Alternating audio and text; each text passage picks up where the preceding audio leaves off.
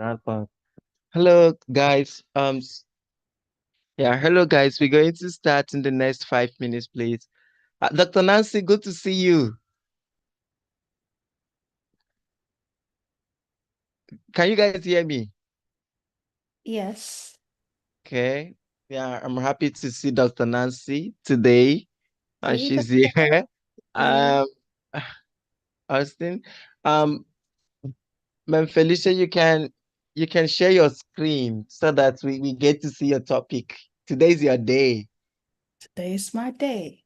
It's hold on. Okay. And voila. Can you all see it? Can you see me?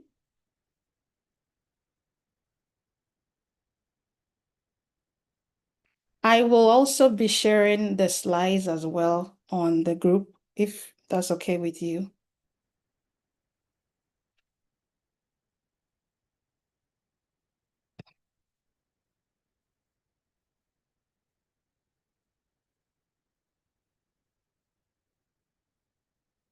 I'm sharing the slide live now.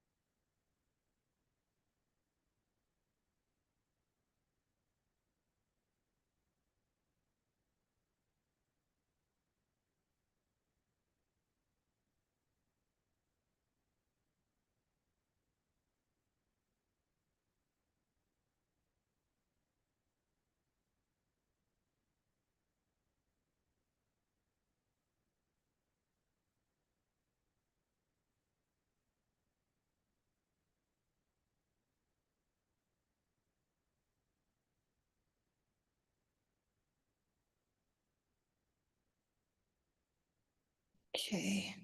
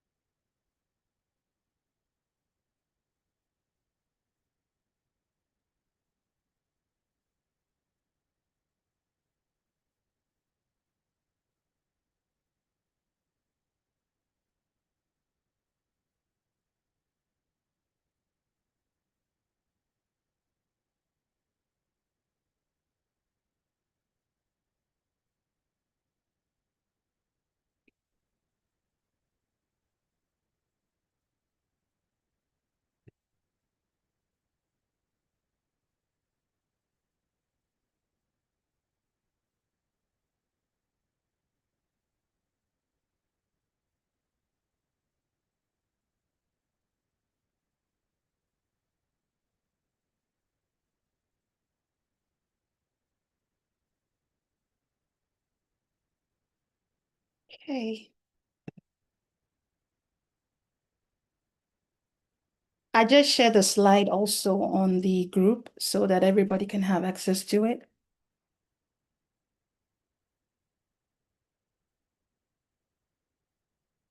Okay. Please let me know when to start and then we will begin.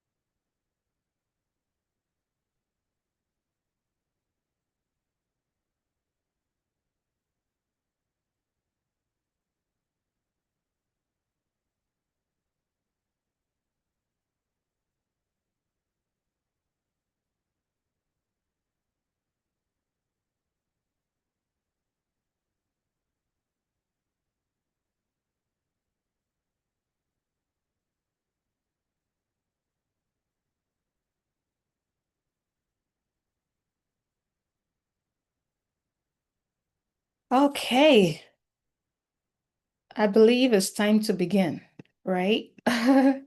Thank you so much for those that have tuned in. And it is a privilege and an honor to be part of the Afrolongevity educational program. I mean, if there's one person that can actually testify that has benefited from this program, I think it's going to be me. Because I was just like many of you in the previous cohort, out of curiosity, wanting to know what this whole Afro longevity movement was all about.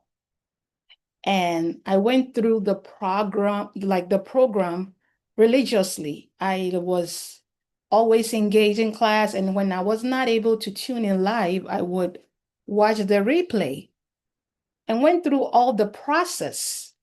And just the next cohort later, here I am, being part of the faculty. I remember putting in the hard work and did so well in the previous cohort that I actually was part of the top 10 scorers and stood in the first place with two other colleagues. And so I'm grateful for the founder of Afro Longevity, the founders, and I think they are two, Prof. OC and our beautiful lady as well.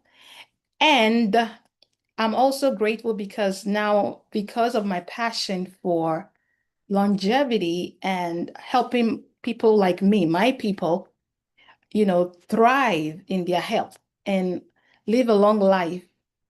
I am thankful that I get to also serve in the leadership of Afro Longevity. And so it is a special honor that I will be considered to be part of the faculty to teach this educational program. And I don't take that for granted. And for that, I am forever grateful to the leadership for considering me in this. Thank you very much. Having said that, today the focus is on fermentation, right? Fermentation as nature's medicine. And basically, the reason is because we are going to heal. We want to find out one of the easiest way to restore our gut microbiome, to restore our gut health, nourishing our microbiome, and also rediscovering ancient wisdom. All right, so we're going to have a great time today. I'm hoping that you get a lot out of the class. I will recommend that you grab a notebook and a pen and take some notes. All right, so that also write down your questions so that we can have Q&A sessions after the presentation, because that allows me to give more clarity on the subject. Okay, so brace yourself for a wonderful time because I am very bubbly and I like to engage you in the teaching so that you don't feel bored. All right. My name is officially Her Excellency Ambassador Felicia Asumeni. I am originally from Ghana and I'm currently a diasporan. I reside in the United States and I am blessed to serve in diplomacy as well as sit in intersections of various continental boards and decision-making place where the decisions are made. Decisions are not made in your home. They are made in policies, right? In the rooms that make decisions. And I'm privileged to serve in these places to support and advance the dignity of our people. And so whether you are joining us from the diaspora, like me, whether it's in the Europe, the Americas, the Caribbeans, or you are in the motherland, this is for you. It applies to all of us. And so I am honored to be here. I am also a naturopathic medical student. And so for those of you from the natural medicine space and naturopathic medicine, hey, I'm here to represent you as well as other disciplines. I'm a faculty for multiple things that I do, in addition to supporting the vision of Afro longevity as currently the deputy coordinator for the diaspora chapter, as well as other major offices in the diaspora spaces and also international collaboration. And it is a privilege to be here, as I've already mentioned. So that's a little bit about myself. I write. I'm a woman of many hats, multifaceted. So you're going to see me in different things, singing and all kinds of things. So don't be shocked when you see me in different things, because that's who I am. I am multifaceted. Okay. All right. Now let's get back to basics. Fermentation, what it's all about. Today's objective is very simple. We are going to take a deep dive into the ancient art and modern science of fermentation, right? You're going to understand the basics of what it is. I know many of you have heard of it. Some of us eat fermented food, which I highly recommend if you're not already. All right. You're going to understand what it does to your gut health, ancient wisdom, practical skills, and as well as modern science. So this masterclass is simply going to equip you with knowledge, tools, and inspiration to transform your health naturally. Okay. Now, the big question that I want to ask you as you are watching or joining is, are you really sitting here alone?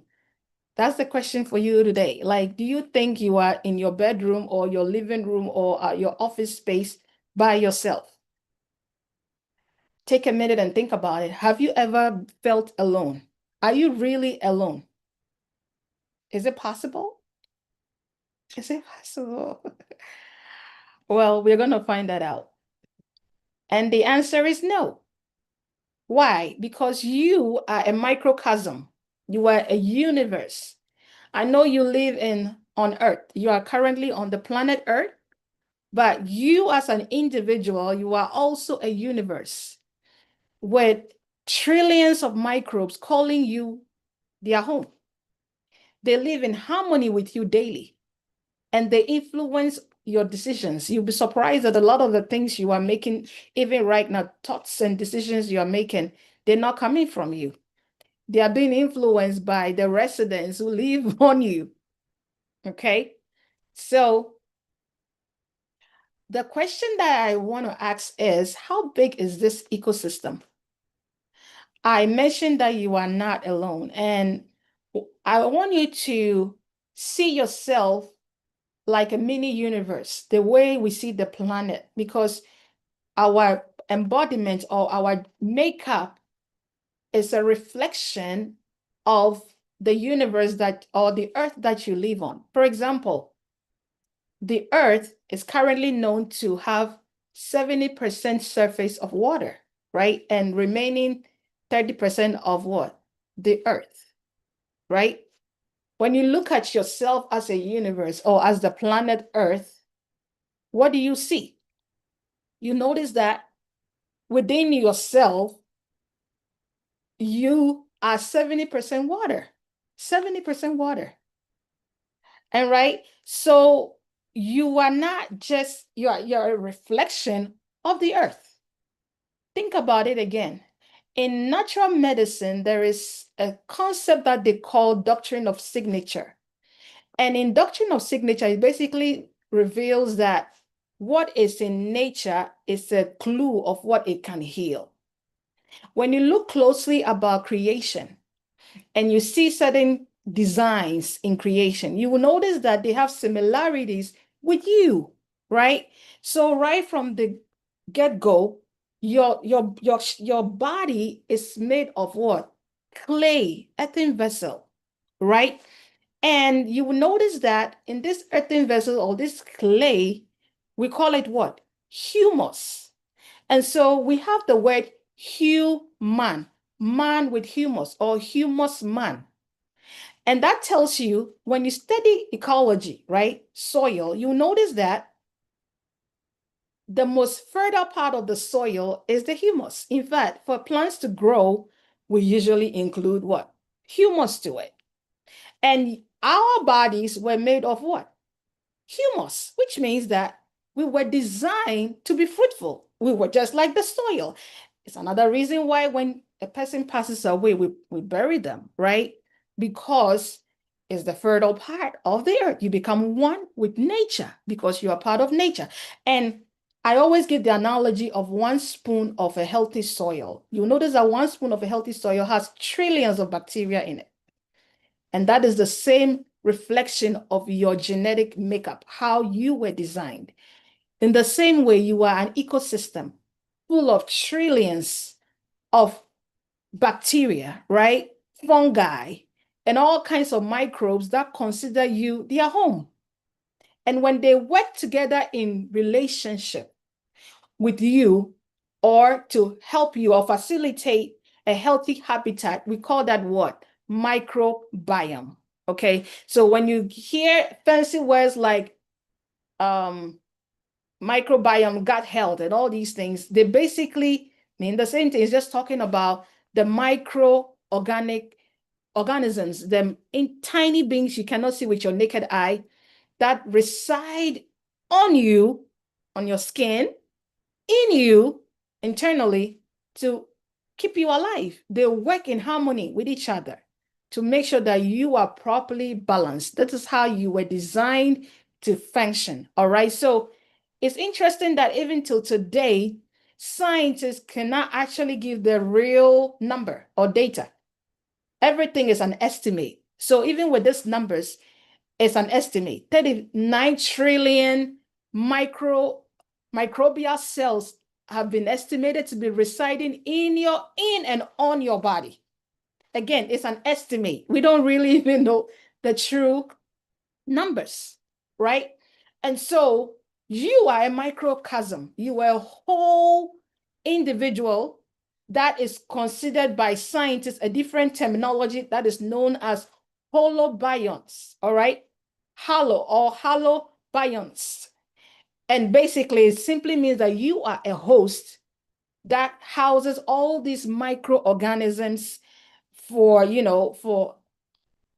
within you. They need to survive, live, and thrive on you so that you can also have a healthy homeodynamic, right? Or what we call symbiosis. And the reason why I didn't say homeostasis, there's a reason for that. You are not a stagnant place of balance. You are a constant evolving being, constantly evolving, constantly moving. And for that to happen, there has to be a homeodynamism, all right, to be taking place. And so as long as these organisms, which are going to give them a name, ninjas, okay? Think of ninjas, right? Healthy, friendly ninjas who don't kill, they don't destroy you. They are there to keep you alive because they consider you their earth, just as we consider the planet Earth our home. They consider you their home. And as long as they are working together with you, you are going to thrive and do well because they need you as much as you need them. Okay? And as long as they are in alignment, you are going to be healthy, you're going to be well. But when things are out of balance, whether you are not cooperating with them or something is off in your system, guess what? You get to pay the penalty for that. And so you are a universe. Close your eyes and see every part of you as a universe. Every part of you resembles the planet. Even the foods we are eating, right? You can tell. Look at avocado. You see the belly of the seed in the middle. Just it tells you that it is good for a pregnant woman, right? You look at celery, right? The celery stick is like that of the skeleton of the arm, right? You see things like walnuts, right? That looks like the size of a brain because it's good for your brain. So even with nature, we are told that when you study nature, you see the size of the carrot inside of it. It looks good for the eye. And so you are a universe and you are a direct reflection of the earth you are on. That is who you are. And so the same way that the earth needs certain things to keep it going, same way your body also needs microbes to keep you going. So I'd like to say this, that think of these microbes on you living like a fancy hotel. You are the luxury resort. or hotel. And these microbes, or what we call friendly ninjas, are basically residing in you. So there are different compartments as you will go to a resort or your favorite hotel, right? The accommodation, we have the residence section, we have the dining area, we have the main floor, we have the security desk, right? Communication centers, we have the poolside, recreation, and depending on the kind of resort it is, there are different compartments from luxury versions to all kinds of classes. The same way works with your microbes. That's how they see your body, right? You are a luxury hotel for these friendly ninjas. Some of them will reside in accommodation section. Some will be in your dining hall, right? Because they need to eat. And there are those that need to digest your food, right? So they stay in your digestive system, right? We have those that work with your lymphatic system, right? Security desk. So all these things that is happening in the hotel is what is happening in your body. And it is these friendly microbes that are doing the job. And as long as you do your part, which is engaging healthily what you're supposed to do, you won't have any problem because they were designed to do what they were designed to do for your health. Now, this brings me to the principle of digestion because you see, we cannot talk about gut health and not lay fundamentals because I understand there's so many of us that have different backgrounds and we cannot assume that everybody knows everything. And so could the person that is putting all these blues markers on the screen, could you please remove it, please, so it doesn't distract me. Thank you. I think somebody's hand was moving and making stuff on my screen. And thank you very much. And so digestion starts from within, right? And you need to know what is digestion, how does it work? Because we cannot talk about gut health, fermentation, and not lay the fundamentals. So now that we understand the incredible community that lives in and on us, let's now follow this pathway through the body, starting with the beginning. So digestive system, where the nutrients are broken down, absorbed, and also shared, and where your microbiome does most of what? Its job, all right? So the digestive journey, step by step, this is the process. It starts from the mouth. When you chew the food that you are eating, saliva mixes with the food you are eating, and that's when the digestive process actually begins. And it's also the reason why we encourage people to embrace whole food nutrition, right? Nutrition that allows you to chew your food, okay? That allows you to masticate, is another word that they use, and to allow the process to begin. And I understand that sometimes you may be going through situations that may require you to swallow a lot, maybe drinking juices, which is all great, but make sure that you are incorporating chewing in your diet, in your dietary regimen, unless you are being supervised by a dietitian, a nutritionist, a doctor, or even certified juice therapist, okay? Include chewing in your diet, okay? Because the digestion starts from the mouth. And then it goes through the esophagus, the stomach, and then small intestines, large intestines, and then finally elimination. So this is the picture of digestion. Digestion is also more than eating.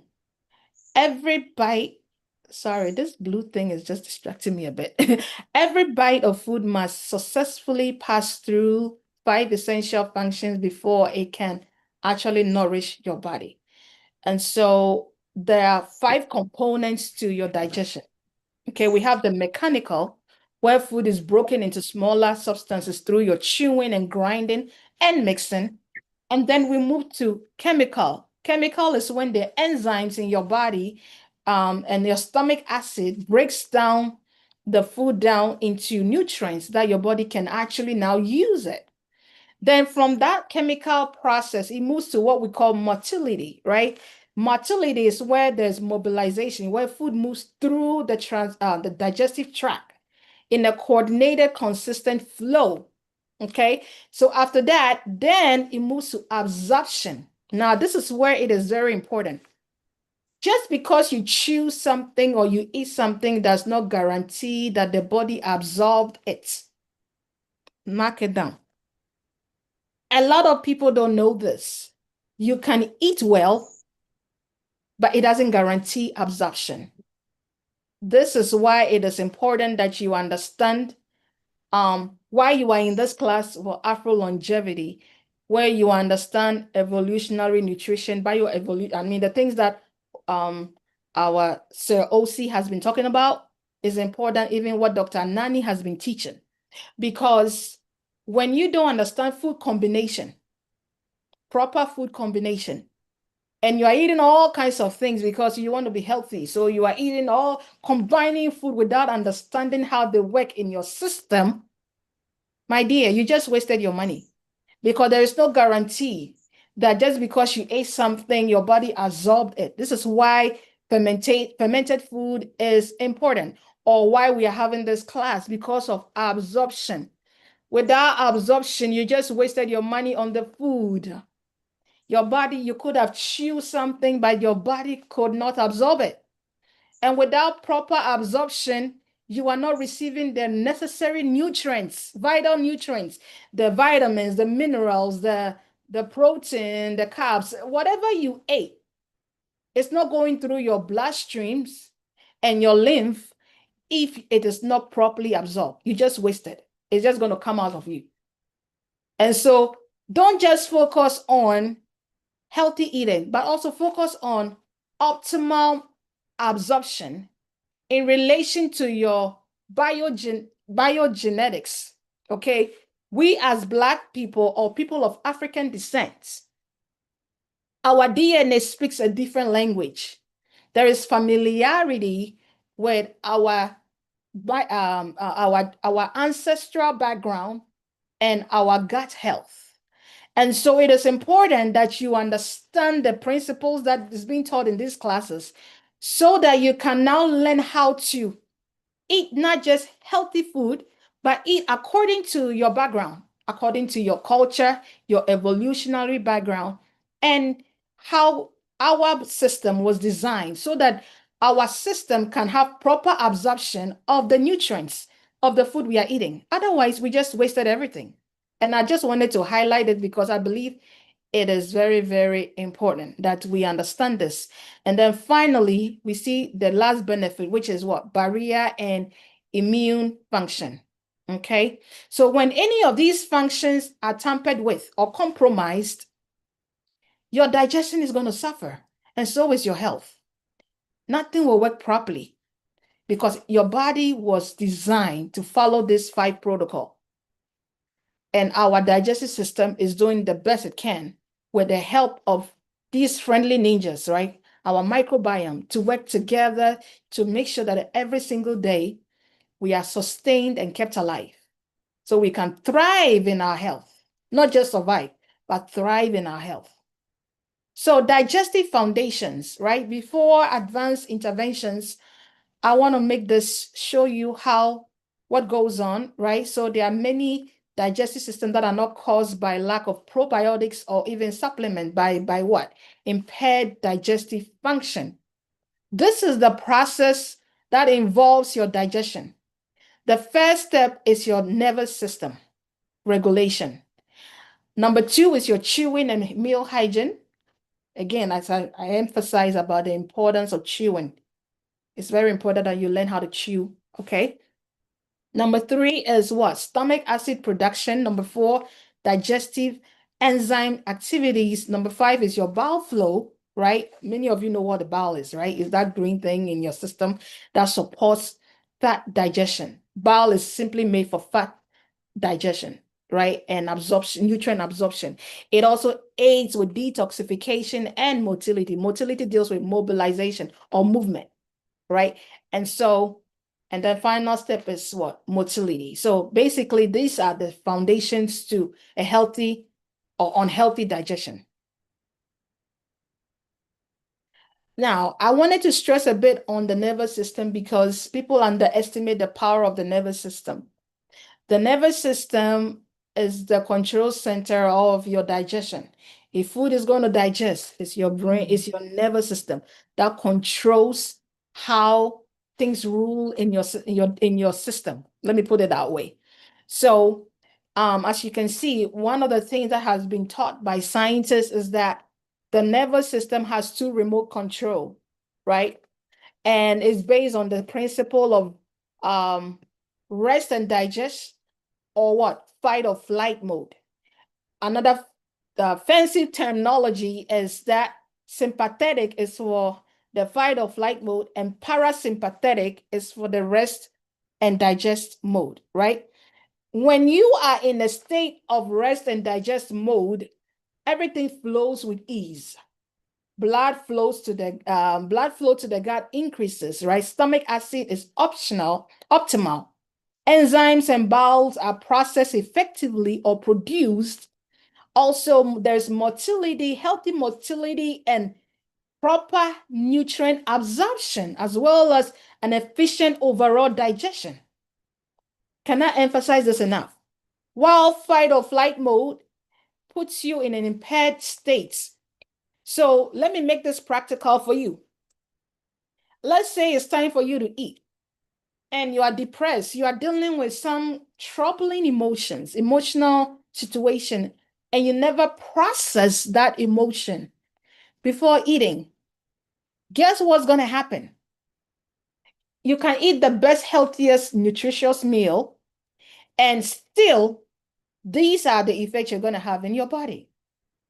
You are going to have blood flow shifts away from your gut. Your stomach acid is going to decrease.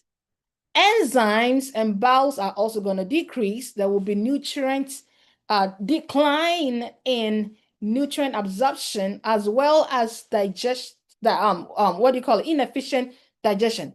In other words, nothing is going to work properly.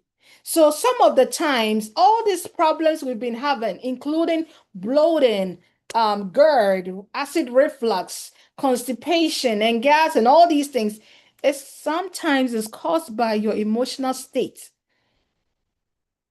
When your nervous system is in a fight or flight mode, these things can happen to your body. Yes. So it is important that we understand the importance of nervous system regulation, because many digestive complaints are not purely GI issues. They are nervous system driven digestive dysfunctions. So what is the strategy? Simple. Number one, you are going to curate the ideal environment for your meals. Our family members or our ancestors were not wrong when they used to gather together in a community setting and ate their foods. Eating with a partner actually enhances your immune system. And creating the ideal environment, whether it's a friendly place with family and friends or by yourself in a quiet place and relaxed state, would help to improve digestion of the food you are eating. Number two, I know we live in a social media world whereby people are using their screens and social media. They're not even focusing, right? You are eating and you're focusing on your phone the whole time. You can't even focus on the joy of the moment. That can also put you in a fight or flight mode. Number three, so to avoid this, you have to put aside your food, put your phone somewhere, or all tech devices, and just honor the moment of your meal. Just honor yourself and honor the moment. Number three, take a deep breath, practice mindful eating. That's something to do. And also making sure that you, again, as I mentioned, make sure that you're not eating in a stressful environment, because that can mess you up.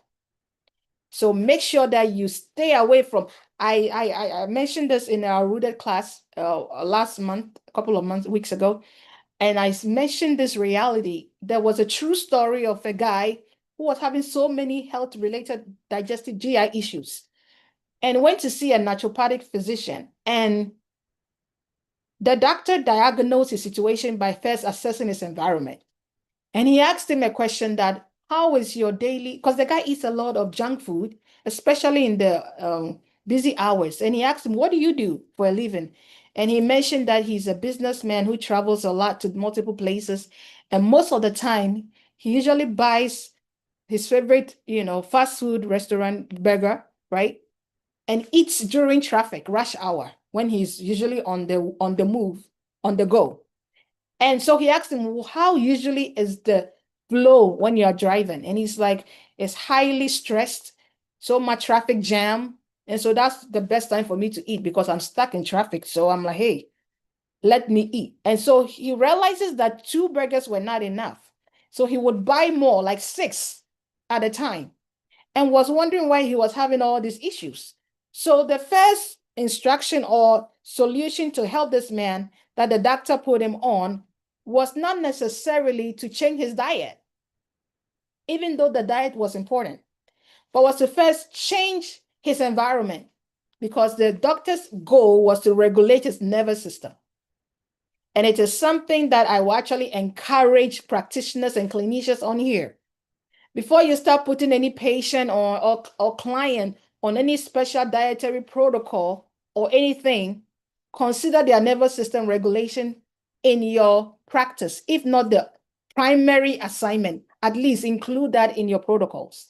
All right. So what he did was to give him a new strategy and told him that, okay, from today, you are not going to eat in that environment. You're still going to keep your burger. Just change the environment. So he asked him, what excites you when you drive? Is there a place that you love to go? Then he mentioned that there was a small place that full of mountains and views, and he enjoys just resting. That's where he takes naps and relaxes himself. So the doctor encouraged him that, okay, from today, you are not going to eat in outside of eat in the traffic jam. Rather, you're going to hold on to the food and eat during the time you were staring at the mountains and all the great things that you enjoy. So he happily obliged and started eating around that scenery. And to his shock, on third day, he couldn't eat the whole 6 burgers. He could only eat 2, and he was full. So he came back and reported it to the doctor, and the doctor understood what that meant. Why? Because the nervous system understood the assignment. You see, all this while, when he was driving and under that stressful environment, the nervous system interpreted that as emergency. Oh, you're going to kill yourself, fight or flight mode. So I got to keep you alive, right? And so he was eating all this food and he was getting sick because the food he was eating was not even healthy, right? But when he was in an environment that was not provoking stressful hormones, right? And he was relaxed, guess what happened? The brain understood the assignment and put him in a place of rest and digest. Now, I want you to add this to that list: sleep and heal. Sleep and heal can also be added to the parasympathetic nervous system, because your body, when you're sleeping, you are in parasympathetic mode. And scientists call this glymphatic system. And glymphatic system is when your brain empties itself of all the garbages for the day. So this is why they encourage you to have long sleep, restful sleep, because when you are sleeping, for example, and you have rain falling or fake rain, like YouTube rainfalls in your environment, and you're at that stressful, good state, guess what? Your brain operates the same way. Parasympathetic mode is activated. And so healing begins to take place in your body, right? So add sleep as well. Add sleep to and heal to that as well. All right. All right. So now that we have settled the main machine regulating the environment of your digestive system and that, let's get to the main business. Okay. So what happens when digestive breakdown, as we've already talked about, food, poor digestion, incomplete food breakdown, there is poor nutrition absorption, there is microbiome lacking fuel, and then what you call symptoms are usually the fruit of a root, right? There's always a root cause. So this is a picture of a domino effect of what happens to your body when your body is not properly doing what it was designed to do, right? This is what happens. And then you start seeing symptoms, including bloating, reflux, gas, constipation, fatigue, and what? Food sensitivity, right? So there are also other disruptors that affect your gut health. This includes chronic stress. Now, stress in itself is not a bad thing, all right? There is a healthy stress called eustress that your body needs. So stress in itself is not bad. You need stress, and you also need inflammation. I know we live in a society whereby we have penalized inflammation like it's a bad guy. No. The problem is that chronic inflammation is where the problem is, right? And when you are in a chronic stressful state, it activates chronic inflammation, and that brings all kinds of problems. You see? So I just want you to know that inflammation in itself, your body needs it to regulate your system, right? But chronic state is what we are talking about. Also, certain medications and frequent use of some over-the-counter drugs. Little thing, and you pop in the pill because you think pill is a solution. No, it's not. You are paying a price which will affect your gut microbiome. Yes. Every over-the-counter medication you take, or even the one that have been prescribed, something in you dies. A bacteria is affected. A microbiome is affected. So one of the things I tell people is that when your doctor prescribes med for you, ask for counter probiotics to help restore the ones that have been destroyed. Or better yet, incorporate fermented food in your diet, right? As we're about to learn, so that you can have a great time restoring what was lost. Also, eating too much outside, always you're buying food from outside, right?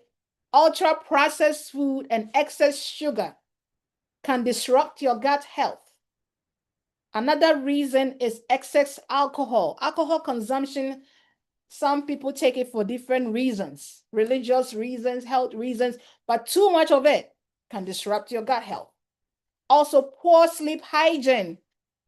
You're not having enough sleep, and you wonder why you're walking like a walking zombie because you're not sleeping properly. I mentioned to you that when you have a healthy sleep hygiene, your body goes into a state of what? Parasympathetic mode, right? So that it can restore your health. Also, sedentary lifestyle, sitting at the same place, not going out, not walking, not exercising, no active movement in your life. That can also contribute to that gut health disruption and also GI infection. So these are some of the factors that could disrupt your gut health. And so here is a picture of what is going on internally, right? We have your microbiome and intestinal barrier support. So once your foundations are addressed, we can layer a microbiome support. So the key intervention is probiotics, fermented foods, fiber and prebiotic, and then we have polyphenols, right? And these are basically those that support beneficial microbes in your system. And then we have the inflammation, the immunity, and gut integrity. So as you can see through the screen here, it shows you what they also do, as well as the big picture, which is the gut as a nervous system. So your gut is not just a digestive organ, it is also deeply connected to your nervous system, right? That's why you hear people talk about gut-brain axis, because they work together, right? In fact, your gut is considered its own independent entity. It thinks on its own. So we call it its second brain for the body. Your gut makes decisions. Friendly ninjas. They make their own decisions, sometimes without even your brain getting in the way. They do. And it's been proven by research as well. So before adding any advanced protocols, always ask yourself, Are my digestive foundation functioning properly? Because when digestion is optimized, most of the time symptoms disappear. Symptoms in your body is not meant to scare you to take medication. It's a warning from the body to you that, hey, red flag, I need help, I need help, I need help. It's not for you to run away. It's for you to do something. It's for you to respond to stimuli, to respond to help. So just want to make that disclaimer. Sorry. Now, your microbiome, right? This is what is going on internally. The microbiome, the world of your microbiome. And the 3 power players is what I call them. All right. So your microbiome is the inner ecosystem that keeps you thriving. When I started, I mentioned that you are a microcosm or an entire independent universe. Trillions of tiny organic and organisms consider you their home. They live on you, they reside. In fact, there are beings that reside on your skin that considers you their heaven. They don't go anywhere. And by they thriving, you benefit from whatever they are doing on your body. The same way that we contribute to the earth. Like we breathe in oxygen, we release carbon dioxide. Plants take our carbon dioxide as their breath, right? And then they use the light from the sun and they make their food called photosynthesis, right? The same way with microbiomes in our system, they regulate our inner terrain or our inner ecosystem so that we can thrive. And so a healthy microbiome equals a better digestion, stronger immunity, clearer mind, and what? More energy. Now, there are 3 biotics that I want you to know today. We call one prebiotics, then we have the probiotics and postbiotic. I know many of you have heard of them. Prebiotic is basically the foods that feeds the friendly ninjas, right? The organisms in our system. And then we have probiotics. Probiotics are the friendly organisms living in you, the microbiome, right? The good, healthy bacteria. And then we have postbiotic. Postbiotic is why we usually, and this has to do with usually the foods we are eating.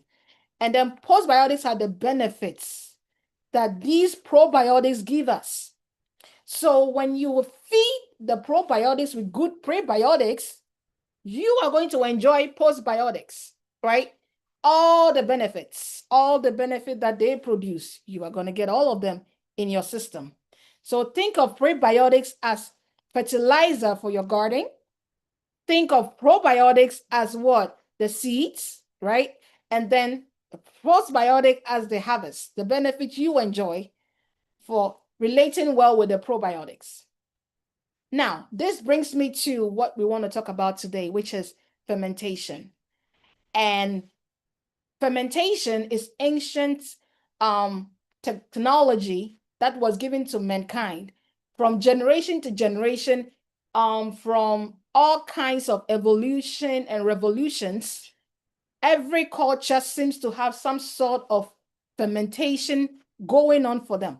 So it's one thing that unites all of our differences. You see, we have different kinds of races on earth and cultures. Even we, people of African descent, we have different backgrounds. We have those from Ghana, from Nigeria, from the west and the east to the north and the south of Africa, right? And the diasporans. And yet, this is one thing we all share. Every culture eats fermented food, right? And so fermentation is not new. It's been there for thousands of years. It is an ancient medicine that modern science is finding language for. And it is a natural transformation of foods by beneficial microorganisms into something more powerful, more nourishing, and more alive for them to use it so that we can enjoy. So technically, you are just allowing the friendly ninjas in you or friendly ninjas in society in the world to break down the pre-digest the food that you're about to eat, so that it is easier for their cousins inside of you to digest it. So if I could use that word, right? I'm kind of create a scenario for you so you can, when you think of microbiome, you're thinking of friendly ninjas in your brain, all right? I'm trying to connect the dots for you here.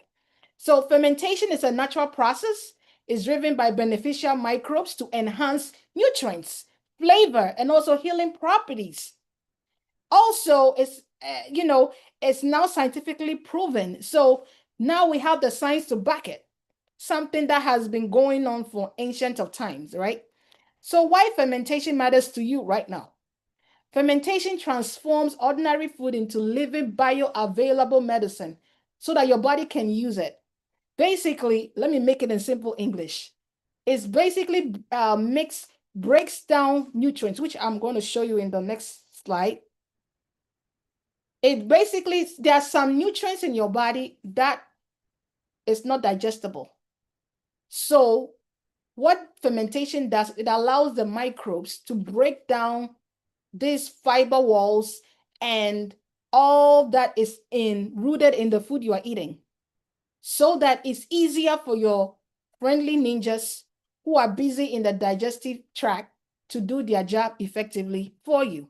And then you get to enjoy the postbiotics, which in this case is a stronger gut health, stronger immunity, enhanced nutrition, and also you feel better because your mood and your energy is enhanced, okay? So this is the process, how fermentation happens in the gut, from fermentable fibers to beneficial metabolites, right? I am showing you this because this was not in our rooted masterclass. I'm showing you this so you get to enjoy this. Now you eat fermented carbs, right? This, for example, in step 1, you see all the starches, carbohydrates, and all these things, fancy things you see on TV, right? Everything we see, we are buying and we think is good for us, right? Or whatever the food is.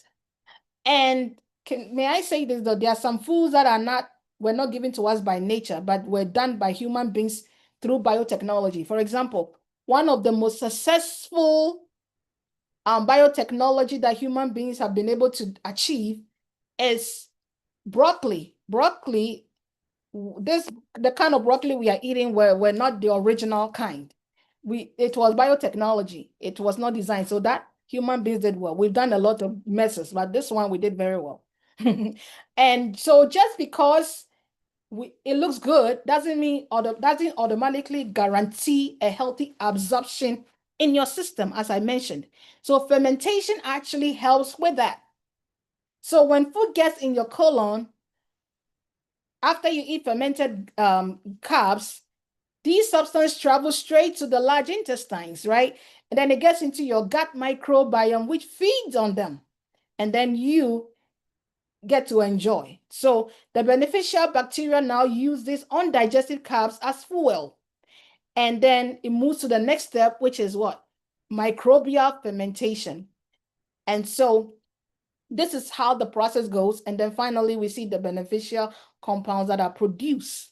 So this is how fermentation happens. It takes a raw material, it begins to break down the cellular walls, and then as it's doing it, mind you, when you ferment a food, usually we have a starter, which we will go into it very soon. And you see that as the food is fermented and it stays in that longer duration of time, what happens is that the food now is eaten, is broken down by these healthy microbes. So when your body eats it, oh, it's like cousins are connecting. They are happy. Yay, hello, hello. This is good. And then they get the job done and then you are healthy. Okay, so this is the process. Fiber resistant starch, mostly at the time, resistant starch is broken down by the gut microbiomes and then fermentation and then all the process that happens. All right. So how fermentation works, this is the science behind it. We have the raw materials, you add a briner to it, right? The starter usually is your salt or your sugar, whatever you're using. If you're making kefir, water kefir, you're going to need a SCOBY, right? if you are making any kind of grains, whatever it is, there's always a starter. And then you mix it together, put it in a store, dry place, quiet place where the temperature is optimal, right? And then the friendly ninjas get to work. Microbes consume the natural sugars in the container, and then the transformation happens, right? The food is transformed into living organism, living food that will nourish you. So this is the process. And so this brings me to our roots, being Africans. So African fermented foods, right? Every culture is blessed and given a unique way they ferment their food. And as I was stressing on, it is important that you eat according to your culture. Why? Because you as a person, you are identified by familiarity. You are, right? Your gut microbiome, they know each other from their root. From all the lessons we've learned so far from OC to Dr. Anane, sorry, is that it tells us that let us know that, you know, your body recognizes your genes and your system recognizes foods that your ancestors ate. The same way your gut, your digestive and your friendly ninjas, they do the same thing. So when you bring in a foreign food that is not used to, you are going to suffer. So as if your origin is from North Africa, I highly recommend you eat according to your origin. Even though we are all Africans, we are all from different backgrounds. And so it is important that you eat from your source. For me, I'm from Ghana. But where I reside, I'm in a state and a city whereby there's not even one Ghanaian restaurant or Ghanaian anything. So what do? My neighbor are Nigerians. Nigerians are my cousins, right? There are Nigerian restaurants, Nigerian stores, Nigerian things here. So I shop there. I eat Nigerian food. I eat a lot of eba. I eat a lot of ogbono soup, my favorite now. I've been eating a lot of the Nigerian things because technically we have similar food anyway. But and the reason why I eat from there because I'm from the western part of Africa. Does it make sense? And so now for those of you that are in the diaspora, we'll get to you. So before you ask your questions, we'll get to you. This is to stress on the importance of eating from your root, okay?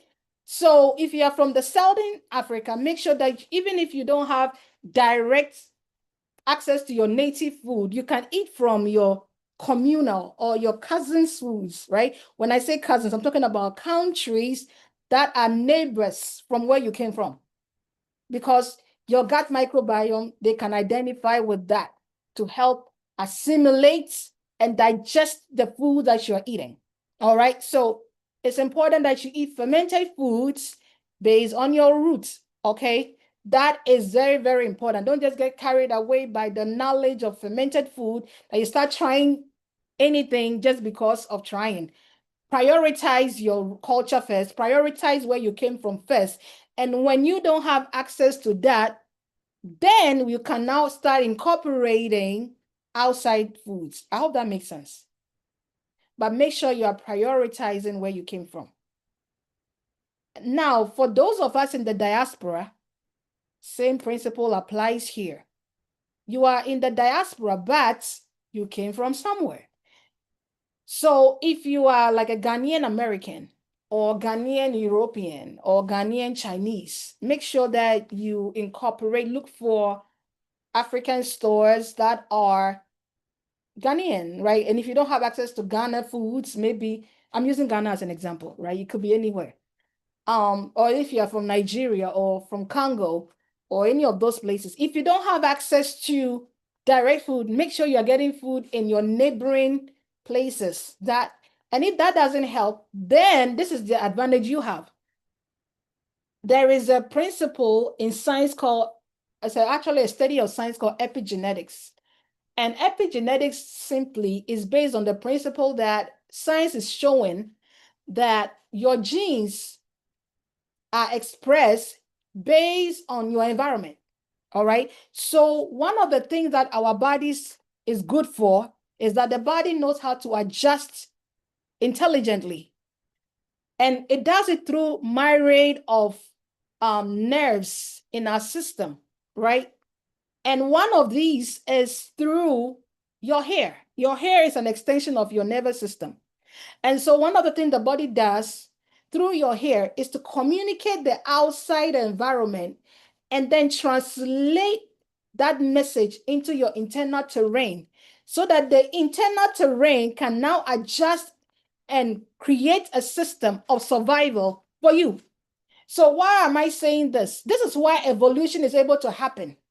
You move from one place to another region and you're able to adapt to the environment because your environment, your body is communicating what is going on in the environment into your internal environment. So epigenetics takes place, right? To allow you to be able to start adapting and incorporating the culture of the area you live in into your daily life. So that means after you have prioritized the food in your native background, you can now start incorporating the food in your current environment into your system as a secondary alternative because your system knows how to adapt. Your body knows how to adapt. Number two, you live in that environment. You are breathing in that oxygen around you, right? You are having life and living in that environment. So all these things communicate with your system. So after your priorities with your background, the next alternative is the initial environment, the current environment you are in. Start finding ways to incorporate fermented food in the environment that you're currently in. So if the ideal food in that environment is sea moss, get more sea moss in your diet, right? If you are in America and you have access to yogurt, which we all do, have access to sourdough, get them in, right? Ferment your own fruits and veggies. Start making probiotic drinks like the one I've been making, right? And I'm going to show you a little bit of some of my drinks. I tried, but I drank it before I came in the class today. I literally drank my whole chipachi. I just couldn't wait. But I'm going to show you a starter, and I'm glad we're having this. I'm going to show you a starter of how to get started with probiotic drinks, and I'm going to show you at the end of the class, all right? And so hope you're going to enjoy it. And so start eating from your environment. After you have ideally chosen the one from your background, start looking for foods that you can start eating because your body can identify with your current environment. All right. Okay. So this is how we ferment vegetables, right? Some examples. And before I talk about this, let me go back to our African fermented food. I mentioned about how you should eat from your root. So that means that if you are from North Africa, eat foods that are familiar with North Africans, more of it, right? Fermented milk, right? Fermented butter, fermented olives, fermented fish, fermented, all the things that they eat, beans. I didn't mention the names because out of respect, I don't want to call out somebody's country food name wrong and get penalized for it. So yeah, same with West Africans too. I'm from Ghana. We love to eat our kenke, our banku, our konkonte, and all those yummy, yummy things, right? Um, if you are from Nigeria, you are from any part of the West African countries, and you are familiar, even if you're not familiar, ask around and start incorporating that in your diet. Same applies to Central Africa, East Africans, and also Southern Africans, okay? So now let's go to the fermented, some simple ingredients you can start fermenting right away, all right? Sauerkraut, those of us in the diaspora, I know many of us have heard of it. It's simply fermented cabbages. And by the way, these are things you can be doing in your home. This is why we are having these teachings. Simple ways to ferment veggies for yourself and your family, right? Kimchi, one of my favorite. Kimchi is bold and it's spicy, it's full of flavor. I love kimchi, right? Fermented garlic. There are two ways to ferment garlic. One way you can use honey to do that. Actually, honey is good. Fermented garlic, and also ferment your carrots, right? Ferment your peppers, ferment your beets. In fact, once you start fermenting, you won't stop fermenting. For me, I've been fermenting everything at this point. All right. So I just want to point that out to you. All right. Same thing too. So as I mentioned, eat from your source, eat from your root. If your background involves fermented beers, fermented things, make sure that you're incorporating that more in your diet. Make fermented stews, fermented soups, fermented, all kinds of fermented food. Respect your culture and what your microbiome knows. This is where you will get the stronger support for what? Your gut health before bringing in anything new. All right. When you incorporate fermented food in your diet, then you don't have to think about medications and all kinds of things because your daily lifestyle, you're already incorporating and making amends for that. Okay. Oh, somebody had a question. Yeah, I'm the one. I'm just saying that you should check your private message. Oh, I sent. okay. Sorry. I don't know how I missed everything. I'm just so focused on the screen. It's making me miss a lot. I'm sorry. Uh, okay. Oh, okay. Okay, sure. Okay, we'll be closing in the next few minutes. Sorry. I don't know where I am. I'm sorry. Let me. The second instructor is here already. Oh, okay. All right. Okay. So I think pretty much this, I shared the slides with all of us. So pretty much these are, and then my 5-day protocol to research your gut. And then that should do it. Yes. And before we go, I wanted to show you my starter here. So this is what I have done. It's called my ginger bag. And this is what I use to make probiotic drinks for kids and family and everything. So thank you.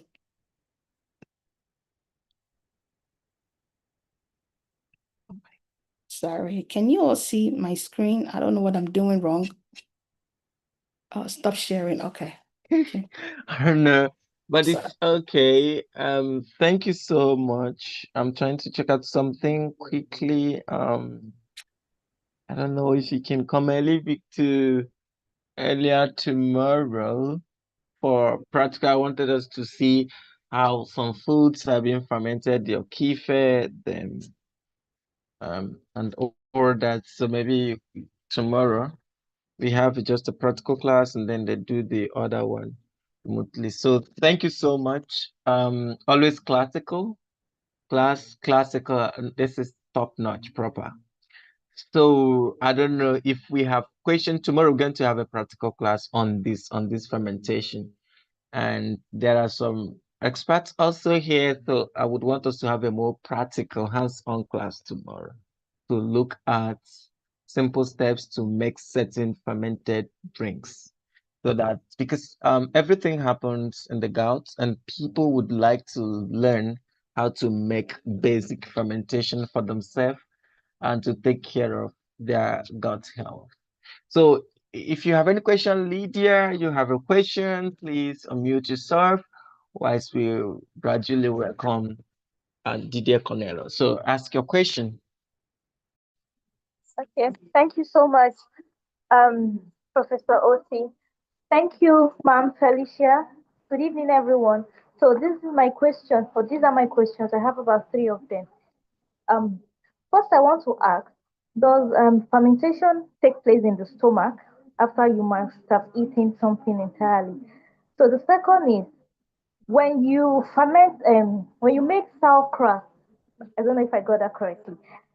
Can someone who has high blood pressure take it because of the high sodium content that you use to make it? So the last question is, for someone who has an unregulated nervous system, or someone who constantly has panic attacks, anxiety, who has an anxiety disorder, and is constantly in a state of fight and flight mode, and who has also been on antacid for over 16 years. How do you think that that person can achieve a proper digestion? Because you mentioned that for us to be able to do that, you need to have a regulated nervous system and then the stomach acid production. But for someone who has been constantly taking antacid for over 16 years, that person is most likely to have a low acid production. If I don't know if I'm right about that, I'm a chef and I'm just learning. So those are my questions. Thank you, sir. Oh, did anyone hear me? Yeah, it was heard. I don't know if I'm allowed to respond to you. Thank you. Yeah, but to answer your question, yes, the first step would be, I'm starting with the last question, then move forward. Okay. It will be to get your nervous system regulated. In other words, whatever is causing that emotional situation, that state of being for you, you want to seek professional help. So if that is, you have an unresolved emotional or unresolved trauma, something going on, seek professional help about it to help you bring you to a place of parasympathetic mode. So you need to regulate your nervous system, work with a professional to help you do that. All right.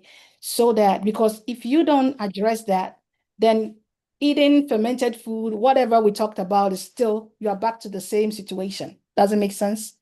Because if you don't address the nervous system dysregulation, you will be back to the same condition. So it'll be the first thing that I will highly recommend that you do. All right. Okay. Yeah. The second question had to do with so once you regulate your nervous system, then you can start incorporating fermented food and gut health reset protocol in your diet, like in with all the things we are talking about.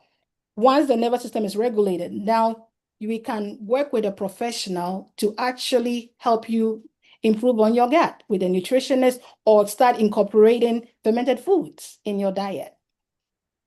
All right. Okay, thank you. And then I think that answered pretty much the questions, right? What else did I leave out? Can someone with high blood pressure eat sauerkraut because it's fermented, but it has a lot of salt in it?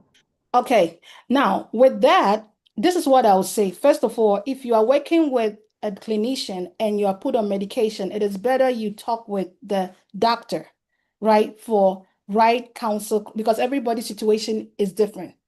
But as a general rule, most of the times when a food is fermented, the microbes, the beauty about microbes, that they eat the sugar or the salt in the brine, right? They eat it. So you are eating the benefit of what they got from the food. Does it make sense? So you might, for example, ferment, like I have this done, right? I only use water and sugar and ginger.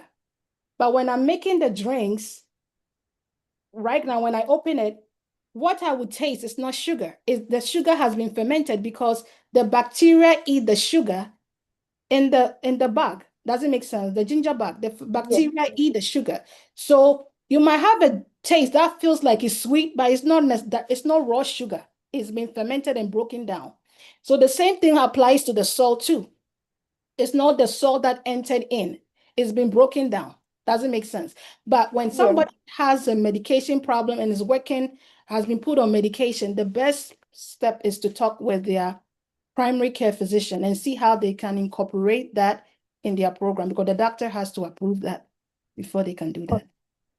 All right. Thank you so much, ma'am. You're welcome. Okay. Thank you so much.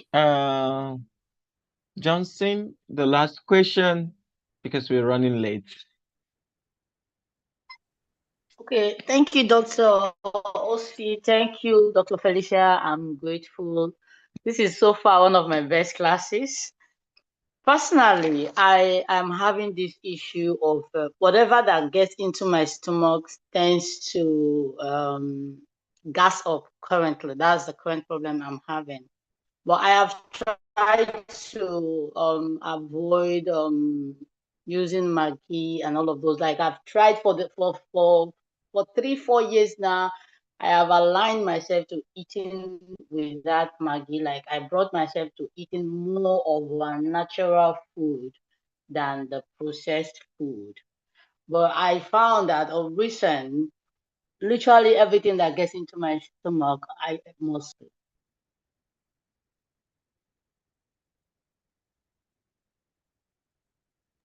I think we lost her because I can't hear her at all. Hello? I think I'm done with the question. I don't know. Yes, I don't know if did the you hear question me? has to do with irritable bowel syndrome or movement or gas issue.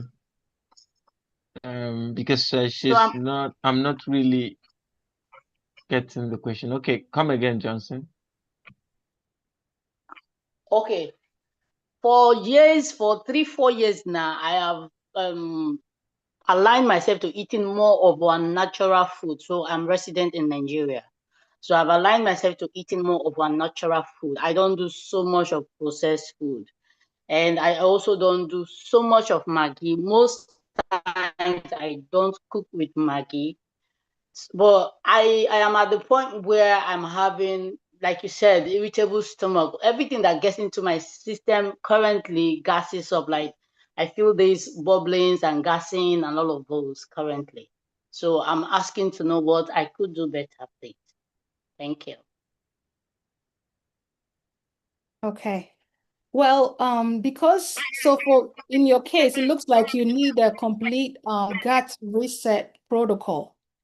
And because have you seen a doctor, a professional, a clinician concerning your situation, or you're trying to help your own self?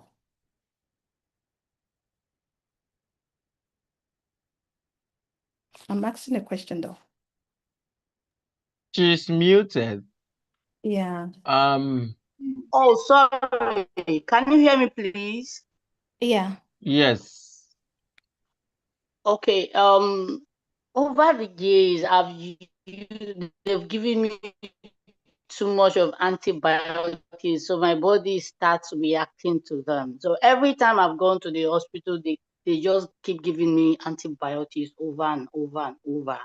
So at this point, I am really tired of the medical sector. I'm sorry to say that, but I am tired of the medical sector. My body is complaining big time because of the doses of antibiotics I've taken from growing up. So I'm also trying to prevent myself. Right. I'm so sorry a for lot what. more of the antibiotics they will still give to me. Okay.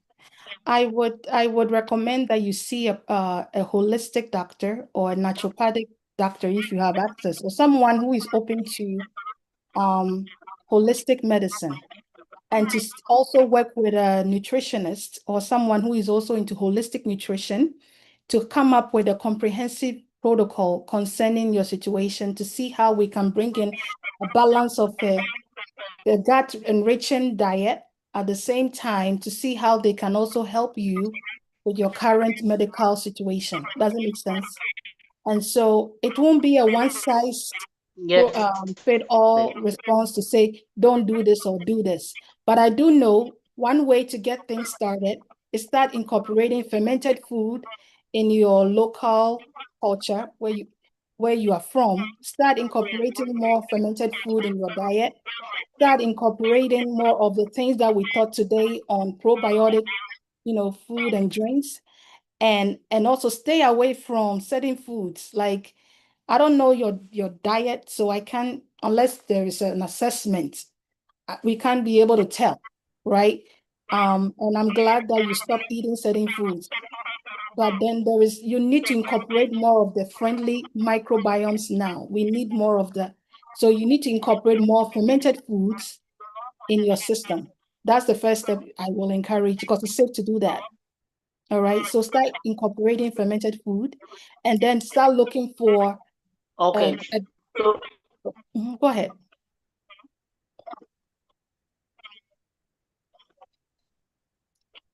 Please go ahead. Okay, so if I take avocados, if I take coconut, if I take, can you hear me, please? Yeah, we can hear you. Can you hear me, please? Yes. Hello, ma'am. Can you hear me, please? Yes. Sorry, we are already 20 minutes into the okay. next So class. Sorry, if I excuse me. take egg, I fattle. If I Johnson, excuse me, we are 20 minutes late into the next class. So Ma'am Asamani is in the group, in the WhatsApp group. I'm going to open the WhatsApp group. If you have any question, you can ask in the WhatsApp group. So I've been receiving a message, and then we cannot really you know, moving that way. Thank you so much. My sincere apologies for those that I preempted. I would like to sincerely thank Ambassador Somani for always presenting a thought-provoking, value-based teachings whenever she's called upon. She is a leader of the Afrolongevity movement and the vice president of our diasporan chapter. So that permits me to welcome our next instructor in the person of Didier Cornello. Didier, are you there? Yes, I'm there. Hello. So you have permission. If you have slides, you can share your slides. If your PA is here, I can make a co-host to share slides. So before we continue, Didier is a founding member of the International Longevity Alliance. Sitting symbol there, and he is also the co-chair of HEALS, which is Healthy Life Extension Society. Both associations advocate for the responsible use of technological advances or advancements to improve human life and foster social progress. So he is a passionate longevity fellow, and he did something absolutely amazing 2 years ago, if I'm not mistaken, correct me, Didier, raising over 200,000 euros in support of research for life extension, and that was for Longevity Escape Velocity Foundation. And he always donates to almost all longevity group that is doing something meaningful that he feels excited. He is also really interested in Africa, and he had been to Africa so many times, and he was also in Cameroon last 2 years, where we did events on longevity and ensuring that we bring the message home. So I would like to welcome Didier. Tell us a little bit about your background. If there is something that I am missing out, then we get to the conversation proper. Thank you. I yield. Yes, thank you, Ozzy, for this presentation. Yeah, indeed, for me, living longer in good health and making it possible for the people who want to live longer in good health is the most important thing probably in the world. With another question, I will speak briefly about that concerning the risk of artificial intelligence. But okay, I will speak, I suppose you see my screen. I will speak today about aspects around sharing of health data. and also using artificial intelligence for this, generally artificial intelligence even maybe. And the final goal for this, final goal is to accelerate clinical trials for healthy longevity.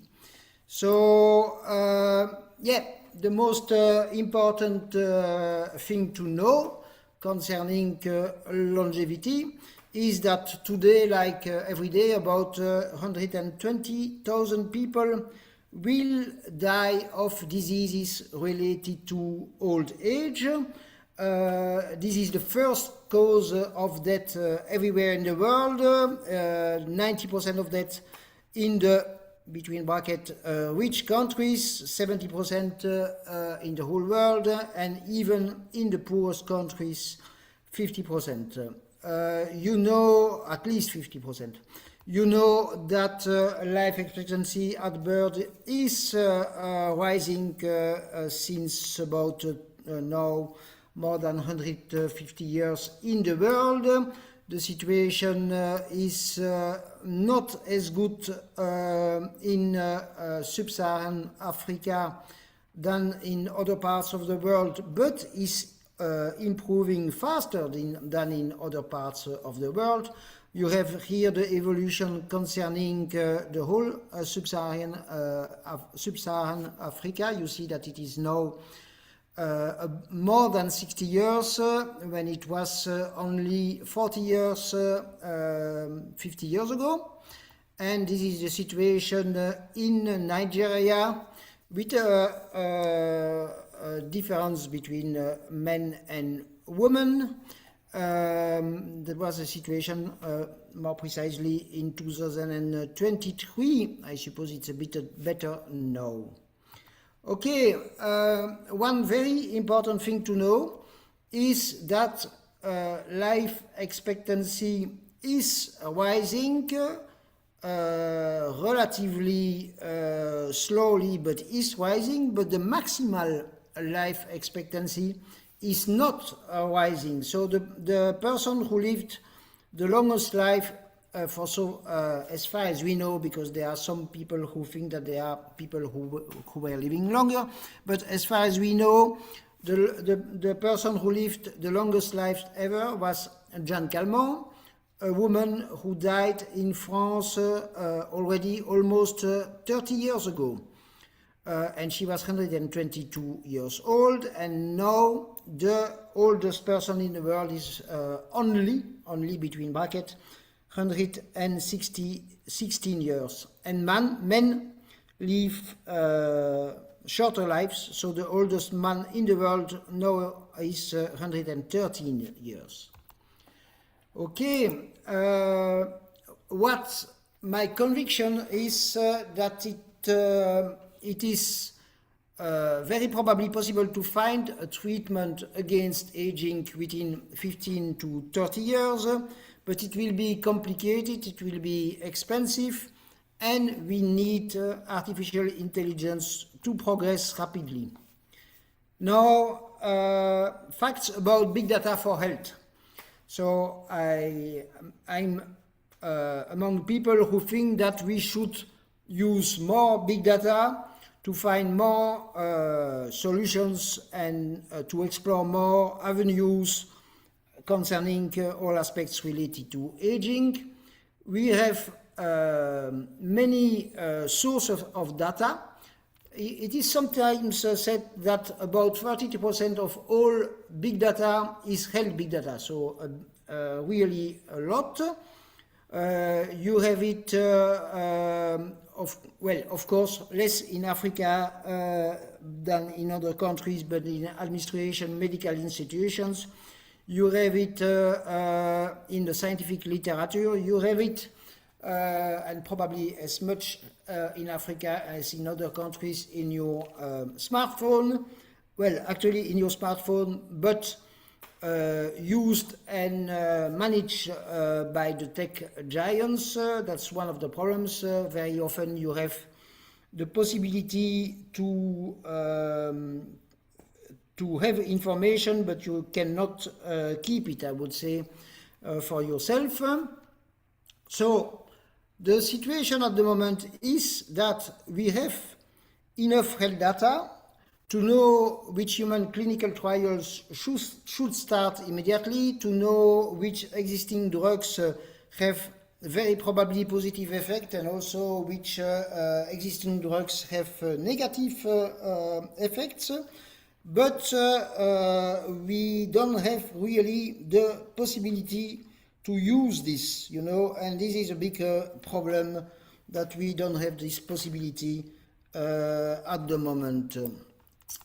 Yeah, so what can we do for a faster and more useful global health data space? With a few words about what's happening in my part of the world, in Belgium and in Europe. The first thing I think that we have to remind is constantly say that most people in the world are willing to share their health data for scientific and for medical goals, because you know there are many rules concerning privacy, many rules concerning protecting health data, but most people agree that if it is for science, if it is to progress for longevity for everybody, we can use it. For me, in an ideal world, we should have a system where there are no patents, because patents are a big problem to slow down medical research, and at least no patents when you have work who is funded with public money, when you have institutions or organizations, public institutions, public organizations who are giving money to fund research. There should be no patents after. This is useful to facilitate the sharing of data. This is also very useful to facilitate publication of so-called negative results. You know, when a for-profit company is making a study and the results are not good for the company, it will not be easily published. When it is compulsory to publish the results, the company will be obliged to publish the results. And also it is important to have research outside of patentable fields.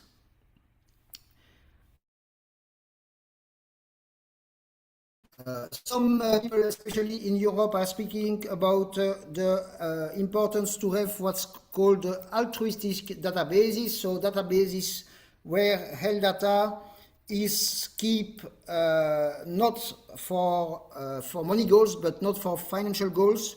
The advantage is that in this case there is nothing to sell, and there is also an easier interconnectivity of data.